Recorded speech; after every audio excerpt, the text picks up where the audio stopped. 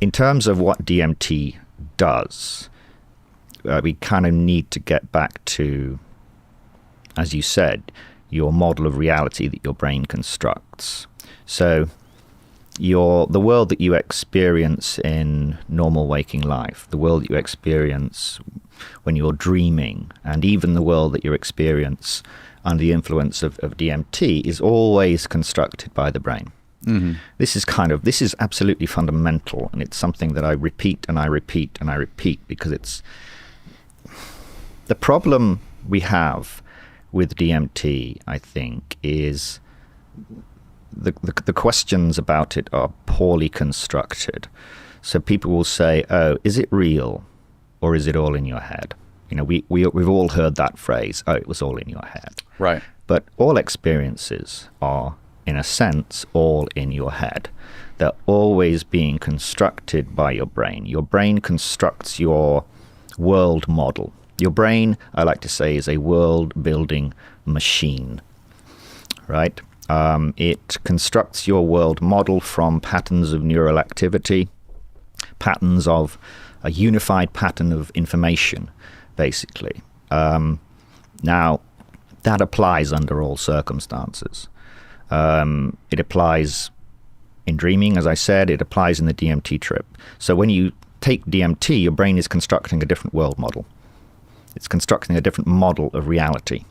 Now, in the normal waking state, this world model is constrained, it's modulated by a constant trickle of sensory information from that thing outside that we call the environment, that we never have direct access to. It's a noumenal space.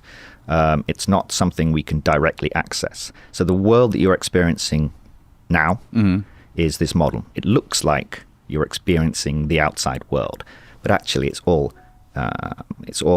internally constructed within this light, sealed, this black, dark space within your skull where your brain is. Right. The place people go when they do these things, like whether it be DMT or psilocybin or anything, is it things that are already there, like invisible, that are just becoming apparent? Or is it just the mind like turning inside out on itself? Okay, so this is the central question that I've been wrestling with for the last 20 or so years, right? We don't know the answer to that question, but there are a number of explanations for the DMT experience. First of all, when you smoke DMT, when you take any psychedelic, it's the world model that changes. What psychedelics are doing is they are interacting with certain receptors in deep layers of the cortex. The cortex is the outer layer of the brain that constructs your world model. And the classic psychedelics, so that's DMT, LSD, psilocin from psilocybin, they interact with these receptors and they perturb the world-building machinery. And they allow your brain to construct a different model. So the model changes. The structure and the dynamics of the model changes. Now, with a low dose of something like psilocybin mushrooms, the effect can be relatively subtle. You get kind of an altered model of the normal waking world. It's more fluid, it's more dynamic, it's more sensitive to incoming sensory information in that state. But with DMT, something quite different happens. Terence McKenna used to call it a 100% reality channel switch. Your brain it's not just an altered version of the normal waking world, but it's a completely different model of reality. It's like switching the reality channel. And the question is, and it's a really difficult question to answer, but it's the kind of the orthodox explanation for this is, it's your brain is just making it up. It's a wild cortical fabrication. But that's never made much sense to me, because we know that the brain wasn't dropped to earth ready to kind of construct worlds. The brain evolved to construct the normal waking world as a model of the environment. This is the world your brain knows, has learned, has evolved to construct. It knows how to construct one world model, right? So then you ask the question, well, how is it then possible that when you perturb the brain with this simple plant alkaloid, it suddenly becomes capable of constructing entirely coherent, inordinately complex, hyperdimensional worlds filled with seemingly hyper-intelligent beings? Where did it learn or evolve to construct these realities? It's confounding to me even from a neuroscientific perspective. It's like, imagine a young American child who only speaks English, and a 5-year-old or something suddenly wakes up and starts speaking fluent Siberian Yupik or some South African click language. It would be shocking. Like, where did he learn to speak this? And it's similar. It's similarly confounding to me that the brain knows how to construct these bizarre alternate realities that have no relationship whatsoever to the normal waking world. Nothing was taken from our world and brought into. It's a completely disjoint reality. And that is, to me, remains a great mystery. Unless somehow the brain is receiving information from somewhere else that's kind of constraining and modulating and informing its construction of this alternate world model. That is why it's such a problem, in my opinion, to explain DMT.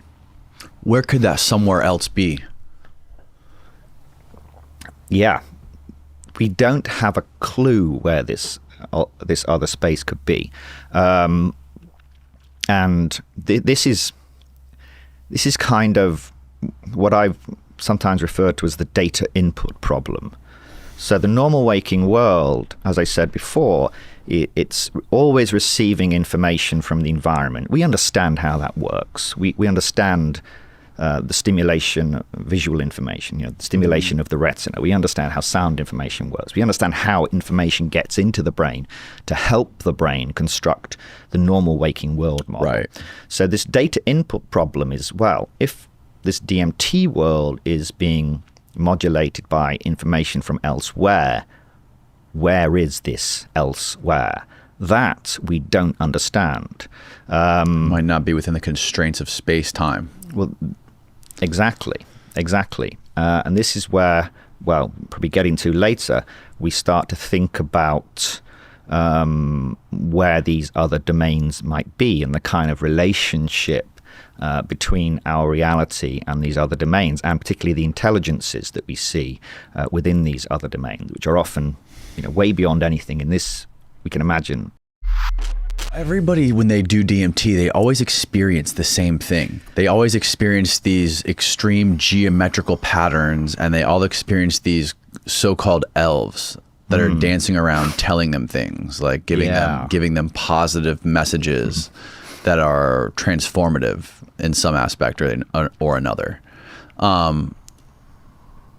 Is this pretty much consistent through everyone?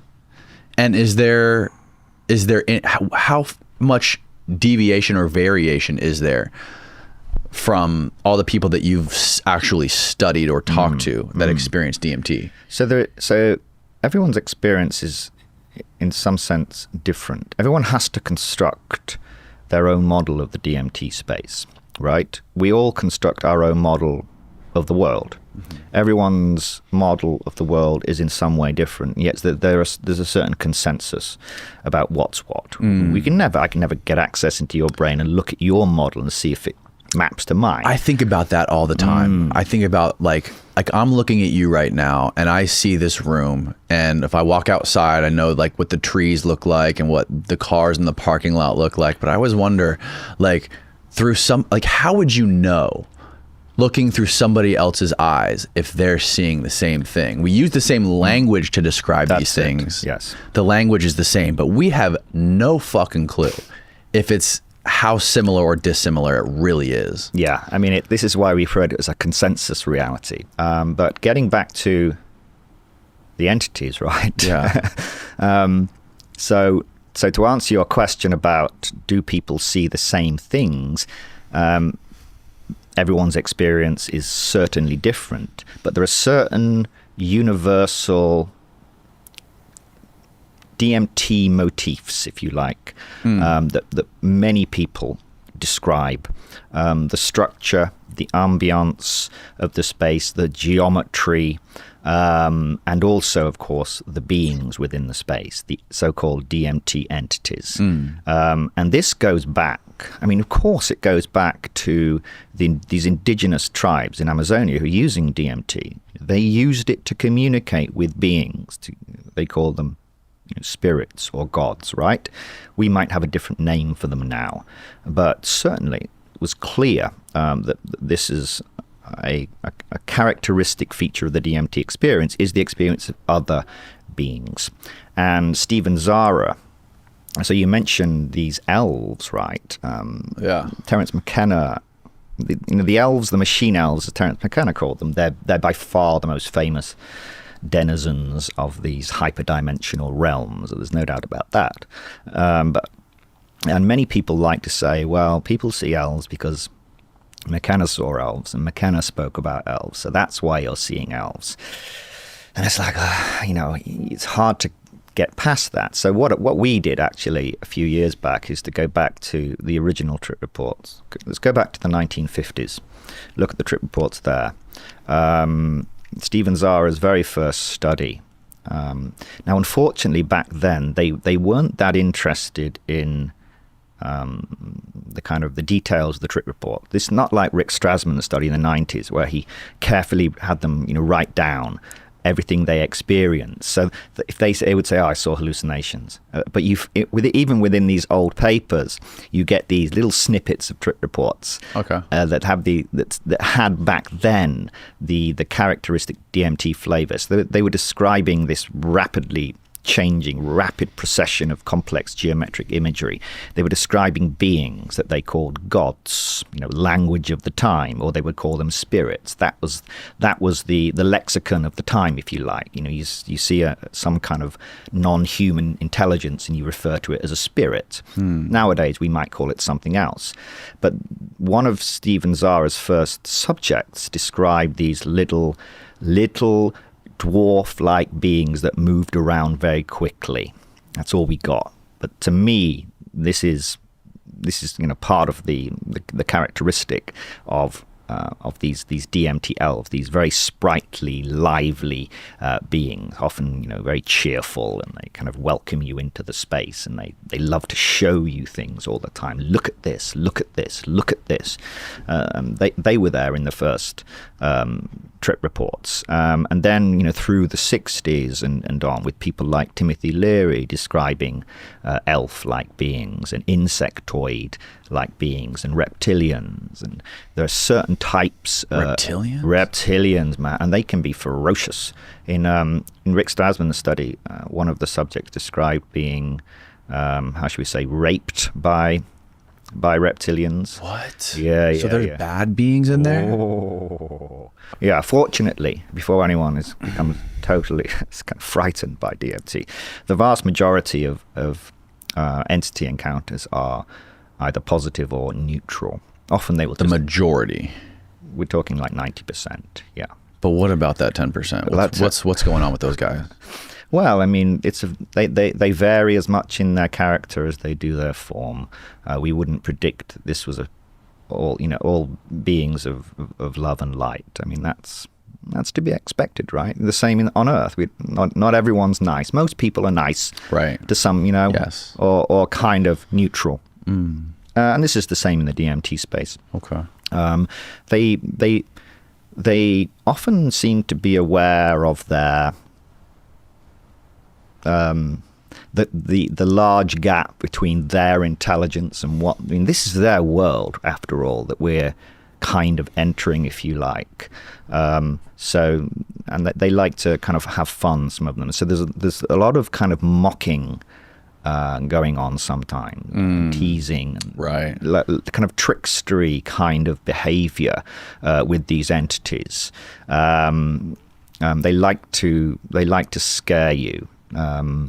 So you have to be kind of aware of that.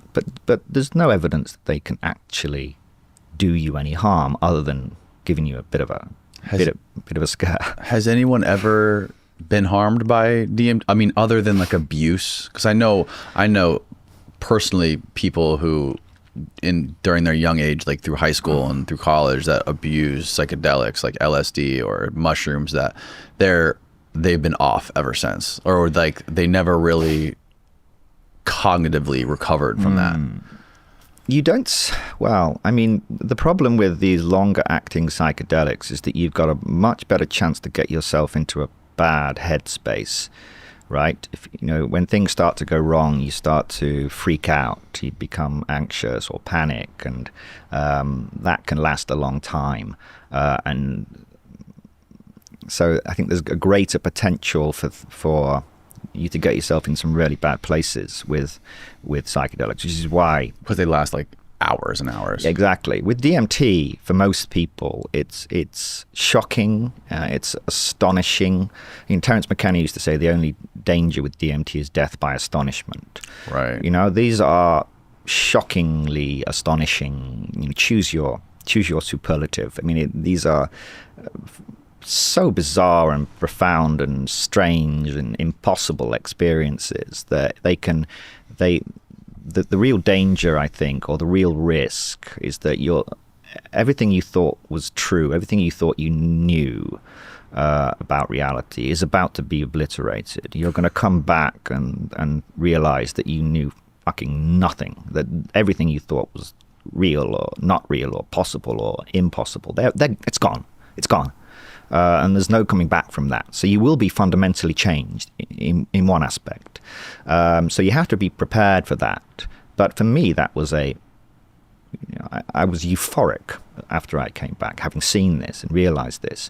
But for some people, if you have a particular ideological position about humans and our relationship to the cosmos, then you're in for a bit of a surprise, my friend.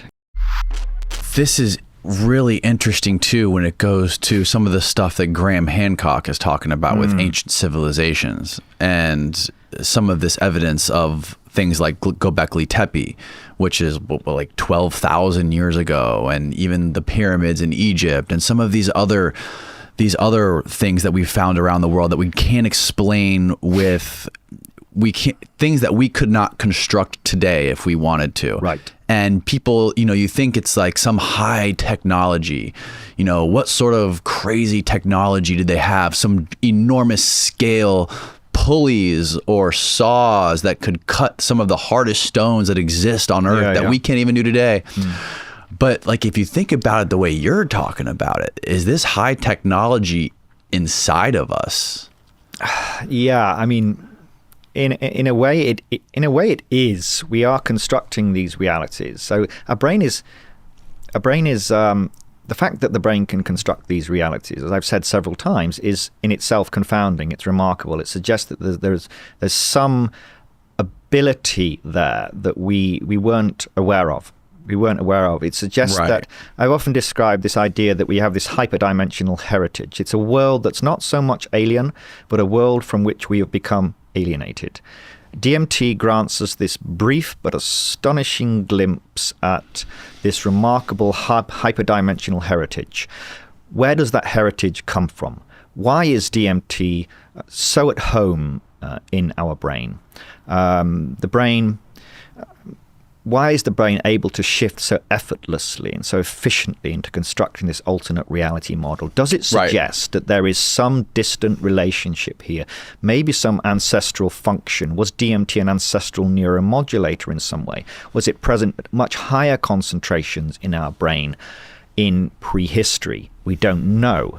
But that might explain, that perhaps there's been some kind of degrading of the function of producing DMT in our brain over time. We become much more cemented as such in this consensus model of reality and more alienated from, more disconnected from this other reality. And perhaps there were earlier humans, many tens of thousands of years ago, perhaps, or perhaps even closer than that, who were more connected to this other domain and were able to access it, whether through using exogenous DMT from plants or whatever, or perhaps more likely from altered neurochemistry. So at times, DMT levels in their brain were rising. Their endogenous DMT was higher. Their endogenous DMT was higher. And I wrote a paper back in 2013 where I suggested that perhaps ancient dream function was related to DMT. So you can imagine DMT levels having a kind of diurnal cycle. So they drop down during the day when we're interacting with the normal waking world, the consensus world, the environment, when we need to be very, very aware of our environment. When we're asleep and we're dreaming, this is when DMT levels rise and allows us to access in the dream state this alternate reality. So these would be ancient DMT dreams, if you like. So we would live kind of parallel lives, both in this world and at night. We would be interacting with this alternate reality and perhaps receiving information that we could use then in doing these kind of amazing structures and amazing kind of technologies that they had in those days. That's a possibility. I'm not saying it's true, but it's an idea. And since we've lost that function, we've become alienated from that world. And this is also perhaps why when people take DMT, there is this profound sense of déjà vu and familiarity. Déjà vu, you really get this sense that this is the most fucking bizarre experience I couldn't possibly have imagined, and yet at the same time it is intensely familiar. I know this place. I've been here. Really? They welcome you back. You know, the lights start flashing. The bells are ringing. There's your name literally in lights. He's returned. We haven't seen you for so long. Terence McKenna used to say, right? It was kind of like that. There's so many people describe that of being welcomed home in a sense, like we've been away for so very long.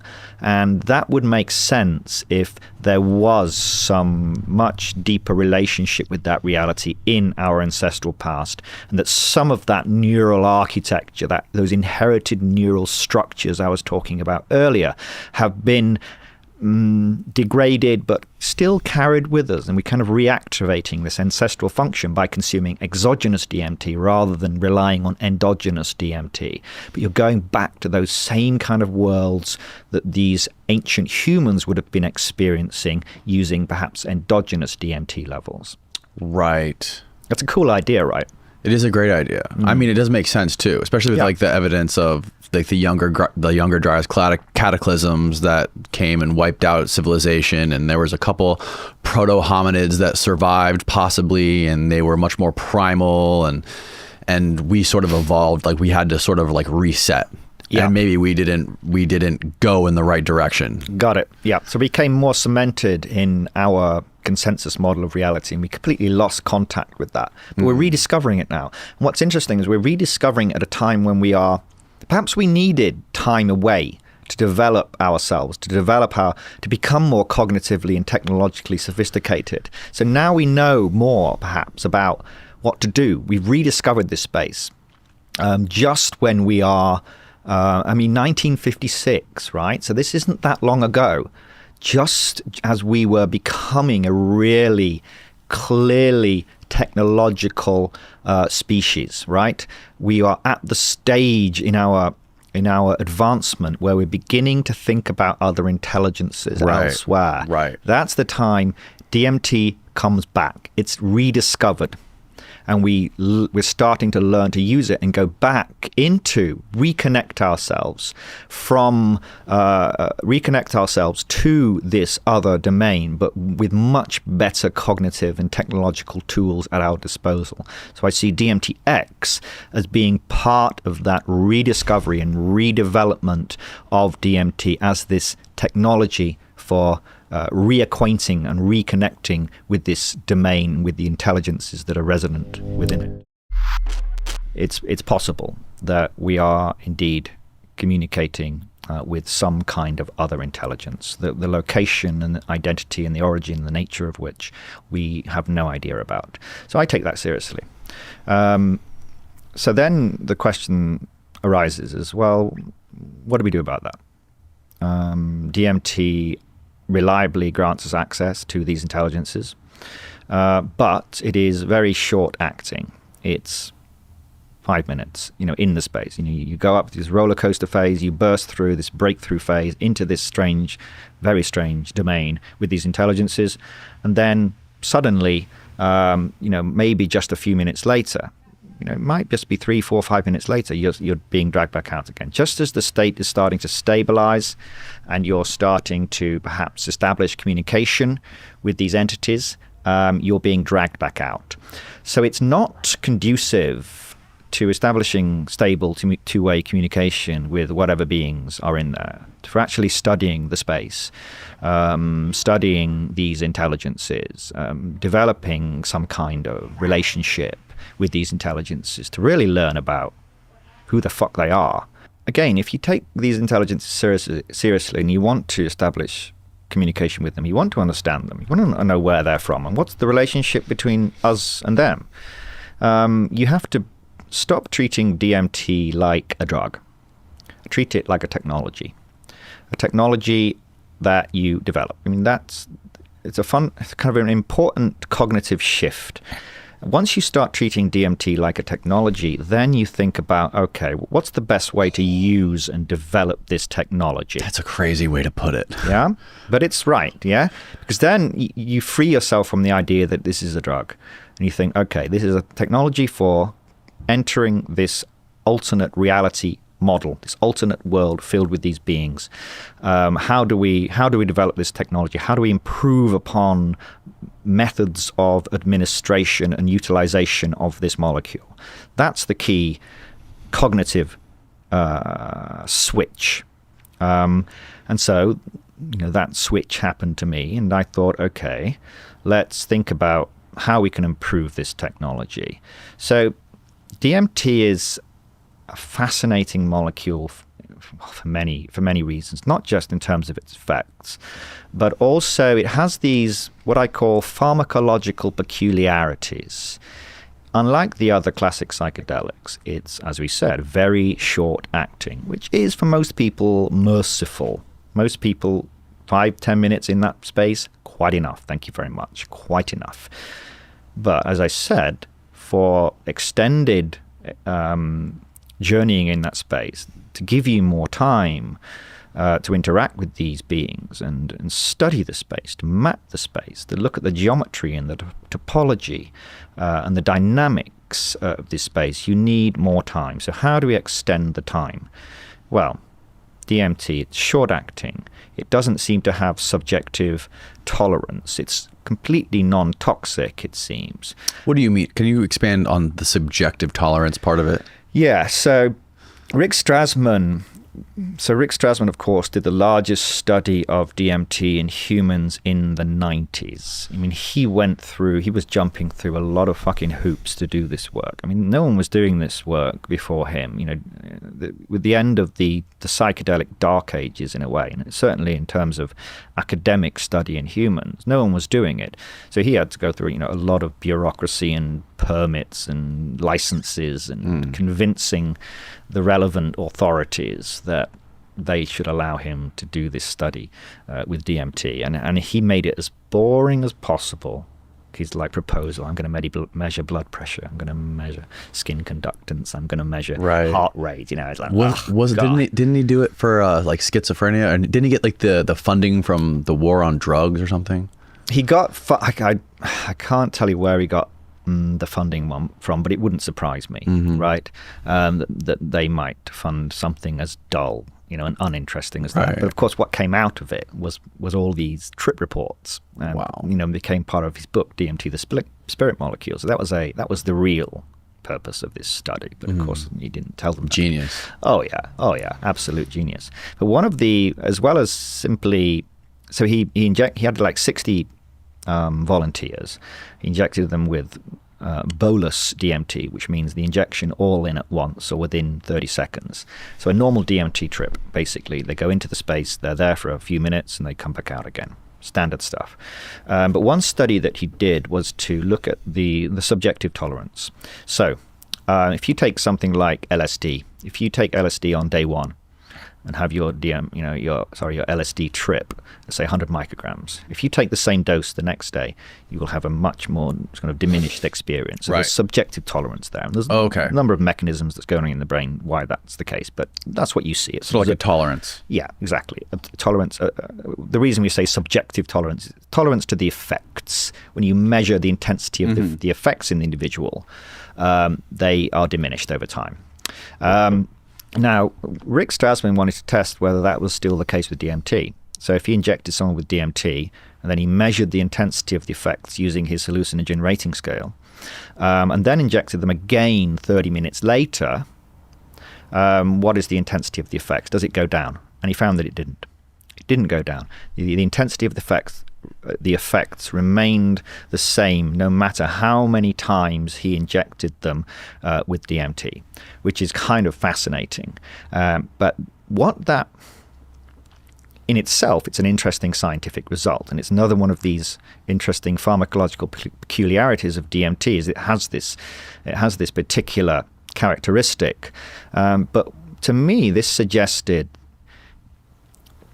that DMT could be utilized not by bolus injection, but you could intinfuse DMT into someone's bloodstream and actually maintain a stable brain DMT concentration. And the intensity of the subjective effects would remain constant because there's no subjective tolerance. Yes, and also because it's so rapidly metabolized and removed from the brain, it doesn't build up either. Yeah, so this technology is called target controlled intravenous infusion, TCIV, and it's well established as a technology that's been used for decades in anesthesiology. Okay. So in anesthesiology, if you want to put somebody under general anesthetic, what they don't do is kind of inject you with the anesthetic and then kind of put you to sleep, because the anesthetic will rise in the brain and then it will begin to fall. So they would go to sleep, they would become unconscious, and then they would start to come out. That's no good if you want to hold someone unconscious for several hours. So what you do instead is you take a very short-acting anesthetic drug with no subjective tolerance, so that won't have diminished effects over time, and you infuse it. You develop what's called a pharmacokinetic model, which is a mathematical model of the metabolism, the distribution, the absorption, the excretion of the drug over time, which allows you to program this infusion device such that you can maintain a stable brain anesthetic drug concentration. You can push them deeper. You raise you can bring them into a more shallow anesthetized state. You can have really quite good control. So this is well-established technology in anesthesiology. And my thought was, well, let's repurpose that. Let's replace the anesthetic drug with DMT. We can develop a mathematical model, the same pharmacokinetic model that's been used for anesthetics, but create it with using the data from DMT. And I knew Rick Strassman had that data. He published he was measuring the blood levels of DMT over time. So he had a model, of the absorption and the rise of DMT in the bloodstream and then the subsequent drop-off. So I knew he had that data, and that's the data you need to build this pharmacokinetic model. So I thought, okay, this is cool. This would be a technology for extending the DMT state from 5 minutes to however long you want, an hour, 2 hours, 3 hours, an unlimited, really, amount of time within with certain practical considerations required. So I sent an email to Rick and said, hey, do you still have this data from back in the 90s? This was in 2015. Fortunately, he hadn't, unlike some scientists would have done, kind of discarded or lost the data. So he had this old Excel file, which he fired back to me after about 30 minutes. And I thought, yeah, here we go.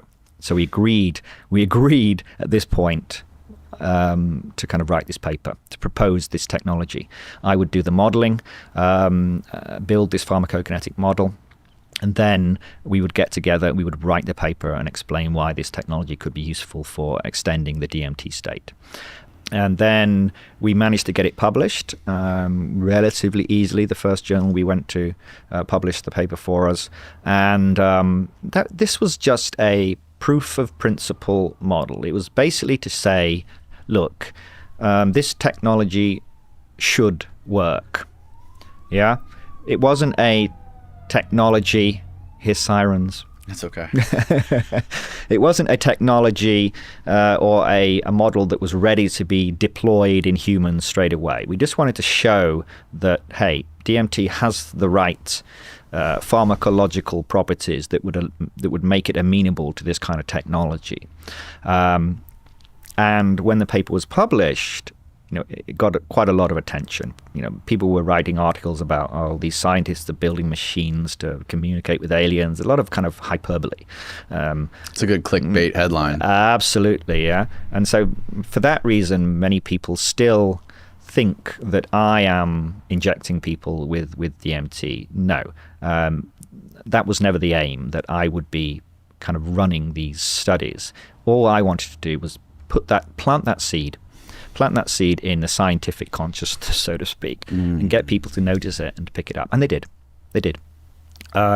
So the Imperial College team were certainly of the academic institutions were the first to really run with this idea. And they improved upon the model. The model I produced wasn't by any stretch of the imagination a perfect model. It wasn't ready to go into humans. It was a back-of-the-envelope kind of model, proof of principle model. So the Imperial team spent time recruiting, pharmacokineticists, pharmacologists to actually get a really good model ready that would allow them to do this in humans. And they were successful, and they recruited maybe 2 or 3 years ago, they recruited a small number of volunteers for a pilot project. I think there was 11 people in this pilot study, and were successful. They published this paper very recently in the last few months, and demonstrated that it works. They can stabilize this DMT state in this study for 30 minutes. 30 minutes, and it was tolerable. These people weren't freaking out. They weren't going mad. Their anxiety levels peaked at the start of the experience and then settled back down to kind of pre-dose levels, right? So these were very comfortable in the space. Their heart rate, again, same deal, blood pressure, etc. They were dealing with it very well. They were experienced DMT users, by the way. You didn't pull people from the street who've never taken DMT before and say, hey, let me infuse you. Nothing like that. That would be absurd, of course. But yeah, it was completely safe, completely tolerable. There's a group in Basel now, in Switzerland, who have extended it to 90 minutes, and they just published their paper on this. And again, able to stabilize the experience for 90 minutes at several dose levels. So you can have a light experience, or you can push it right through to kind of breakthrough levels. The same kind of level brain concentration as you would get by taking, a couple of lungfuls of pure DMT vapor. So real proper DMT, serious DMT experiences, but extended and controllable. What's happening when you smoke DMT? Well, you're entering this hyperdimensional world filled with these super intelligent beings in this highly complex, constructed, inorganic space. Is there a possibility that we are somehow interacting with this type omega minus civilization? Is that what's going on here? That's the question for me, because I think to myself, how would we communicate with something, an intelligence like this? Well, right. We can't send out radio signals. It seems like we can't do anything. But then I thought, well, the most obvious way for them to communicate with us, if they chose to, would be using our brains. Because, why? Because the brain, it can receive information directly, and it can use that information to construct a world. And so you can imagine us being able to, if the flow of information could be gated from this other domain that sits at the ground of our reality, that's everywhere right now, our brain could begin to construct a model of that reality. It would allow us to literally enter their world, experience their world, allowed our brain to construct a model of their world. So that's where I'm leaning towards. If we take these intelligences seriously that people meet in the DMT space, it seems to me it would be something like that, a world that is has a very close, for us, incomprehensible and ununderstandable relationship to our reality. That is where I think you might be finding, that's why I think DMT might grant access to this domain. Quantum computers could perhaps help us to communicate with beings that are operating on atoms, right? It's possible, but again, we're talking probably several layers lower Than atoms, right? We don't really know. I mean, we call them certain things, particles, fundamental particles, but I think that's as fundamental as we can kind of grok, Right. as fundamental as we know. But actually, it could be many levels below that. We just don't understand the fundamental structure of reality. So there's the problem. We don't understand how these other realities, or our relationship to these other post-biological domains where these type omega minus civilizations might reside. And so going back to what I said before, right, the DMT or other psychedelics, when they enter the brain, they create this hot state, this very fluid state where the brain is much more susceptible to incoming information. To be information-driven reorganization. So that would be precisely the state in which the brain would be susceptible to receiving information somehow. And I think it would be at the lowest level of reality. This information is coming in somehow into our brain. I don't think it's coming through the norm. It's not coming through the normal senses, certainly. This information is entering the brain and reorganizing. I always say, you don't break through into the DMT world. The DMT world breaks through into you. It is taking control of your world-building machinery and using your world-building machinery to construct its world. You're not going anywhere. You don't need to go anywhere. All that needs to happen is information must flow into your brain from their domain, and your brain, which is a world-building machine, as I said, will construct a model of their world.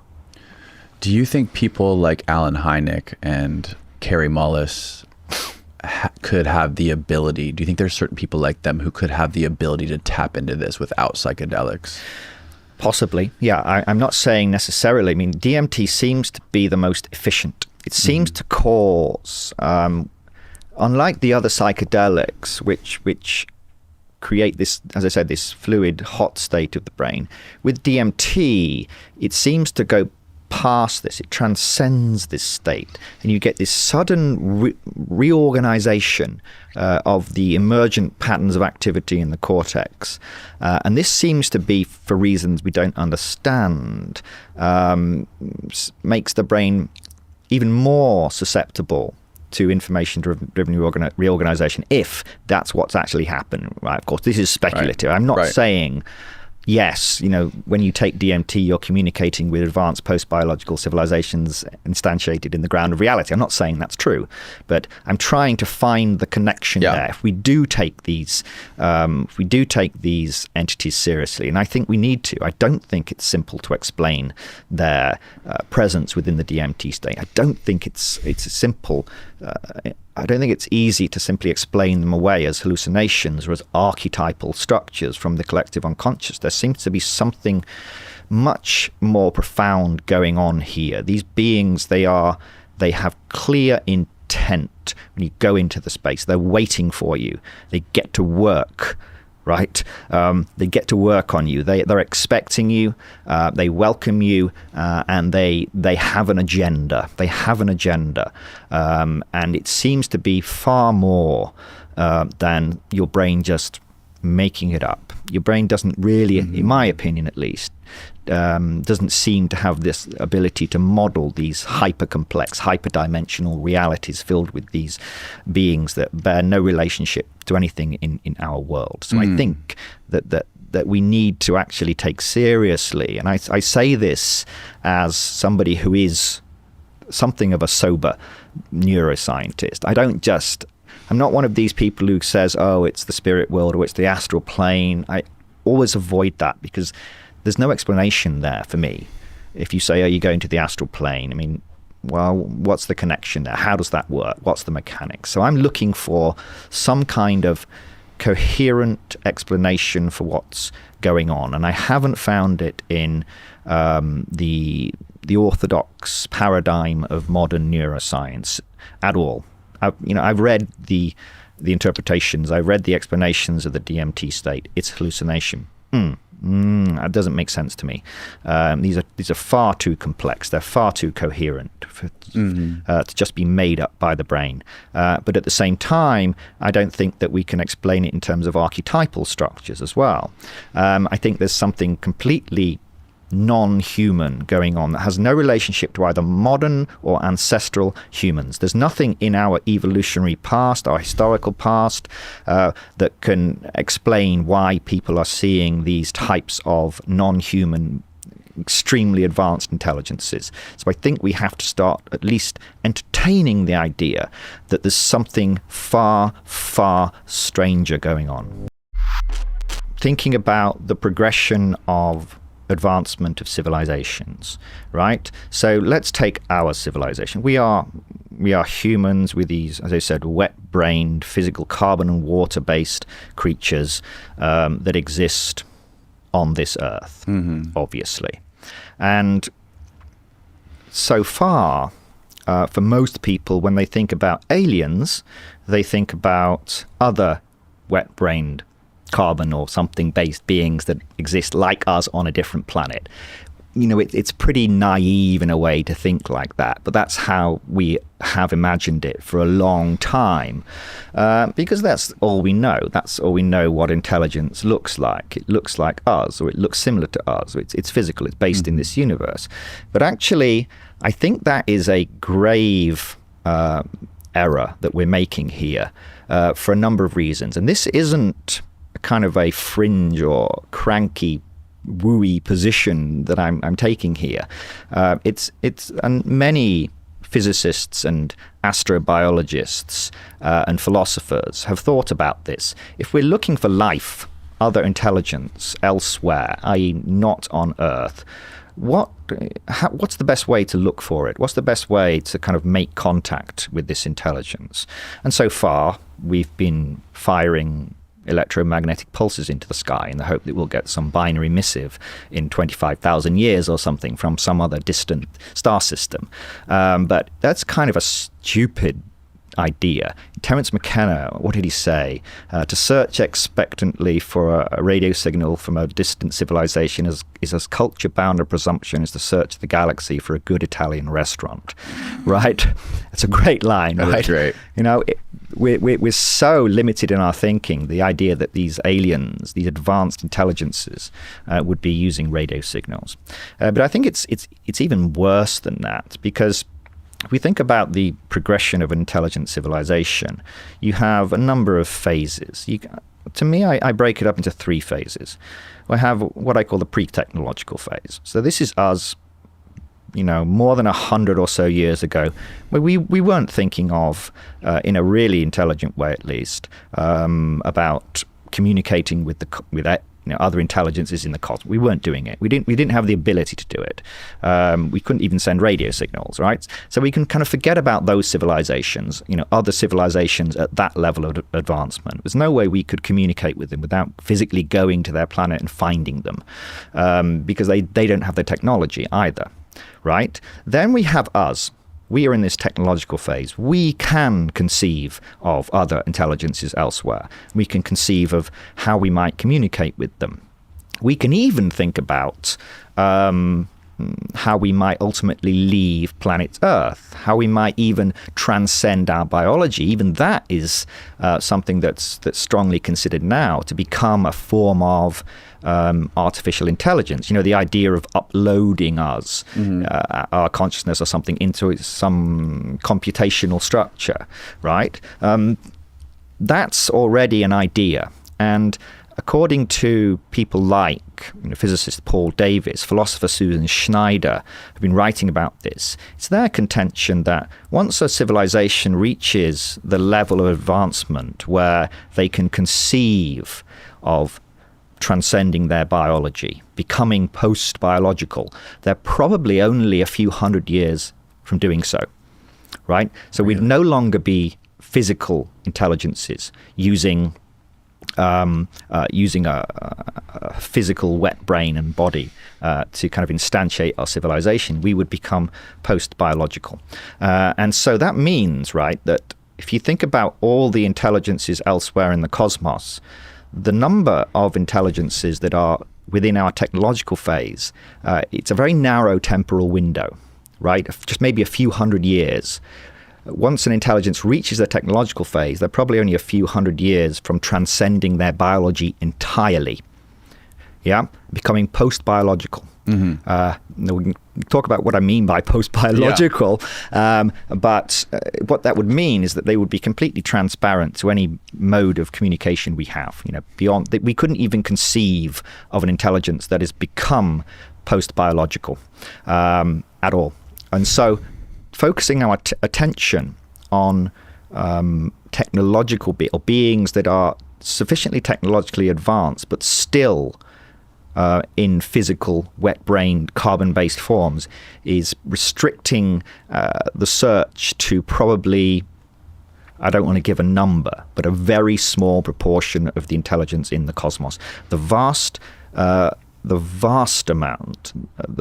majority of intelligence in the cosmos is likely to be post-biological and completely transparent to any mode of communication. So what does post-biological mean? So there are a number of ways of thinking about the advancement of a civilization, an intelligent civilization like ours. So the Kardashev scale, have you heard of this? No. The Kardashev scale is a way of looking at the progression of advancement of a civilization based upon how they harvest energy. So you have like type 1, type 2, type 3 Kardashev civilizations. I've heard of that, yeah. Yeah, right. So you have a type 1 Kardashev civilization, which I think can control all of the energy of their host planet, their home planet, right? So we're kind of before them. We're like a type 0. We're type 0, right? Yeah, we're not even there yet. Then you can think of an intelligence that can control the energy of the nearest star in their solar system, right? Mm-hmm. That would be a type 2. Mm-hmm. We're certainly not there. And you can expand that to intelligence that can control the energy of the entire galaxy. And you can keep going further and further outwards to a larger and larger scales, yes? Then you can imagine a civilization that can control and manipulate entire galaxies, entire universes. You can imagine at higher and higher end, this Kardashev scale has been kind of extrapolated quite a bit. But imagine a civilization that can control entire universes, perhaps even entire multiverses, able to actually create and destroy universes at will.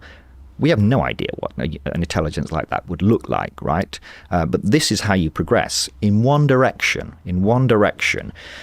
But actually, if you really think about how human civilization is progressing, we're not so much thinking about moving more and more outwards. There's some talk about populating Mars or whatever. But actually, most of our effort is directed not at larger and larger scales, but at smaller and smaller scales. Yeah? So think of the Large Hadron or Hadron Collider. Yeah? We're more and more interested in nanoscale and even smaller than that, manipulating much lower scales of reality. We're interested in chemistry. What is that? Manipulating molecules. Then down to atoms, manipulating subatomic particles, or the interactions between subatomic particles. That's something we also kind of do just to a certain extent. But you can imagine going deeper and deeper and deeper. That tends to be actually the progression of an intelligent civilization. It tends to be deeper and deeper to the ground of reality. That's where we're trying to get. That's what the Large Hadron Collider is about. It's about understanding the fundamental structure of our reality. And if you imagine this deeper and deeper and deeper, ultimately you will get to the ground of reality, whatever that is. Once you develop an understanding of that, when we're far from there, I would say, when you think about then, well, what do we do with that? How do we become a post-biological civilization? I don't think what you're going to do is kind of run, people might imagine like stacks of servers stacked on the nearest moon kind of running this civilization computationally. Again, this is a very human-centric way of thinking about it, right? It's not going to be like that. It's more likely to be that the civilization, intelligence will instantiate themselves at the lowest level of reality, exploiting the fundamental computational structure of reality. That's where they're going. They're going deep down.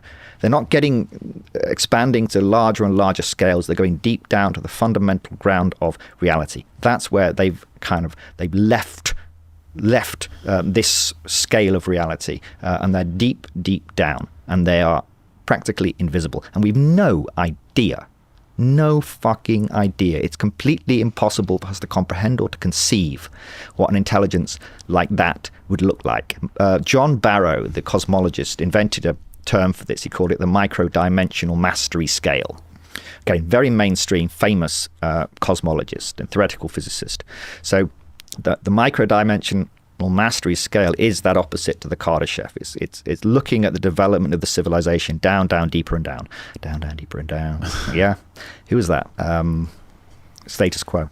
Down, deeper and down. Yeah. Anyway, so yeah, down, deeper and down, and you get to these. So it starts at type 1 minus. So it's opposite the Kardashev. Type 1 minus, type 2 minus. Okay. And he envisioned this civilization he called the type omega minus. Right, so they have got right down to the fundamental ground of reality, and they are instantiating themselves right down there. That's where they are. There's no way we would know how to communicate with them. We have no idea what they would look like. We have no idea what kind of worlds they construct for themselves. We have know nothing about them. But if that is our kind of destiny in a sense, and if that's the destiny of all successful intelligent civilizations is to achieve that, then the vast majority of intelligences within our universe are likely to be something like that. Imagine that. The vast majority of intelligences, and it might be like 99.9% or something, we just don't know, right, would be inconceivably strange. We can't imagine, and they would in a sense be everywhere, but nowhere at the same time.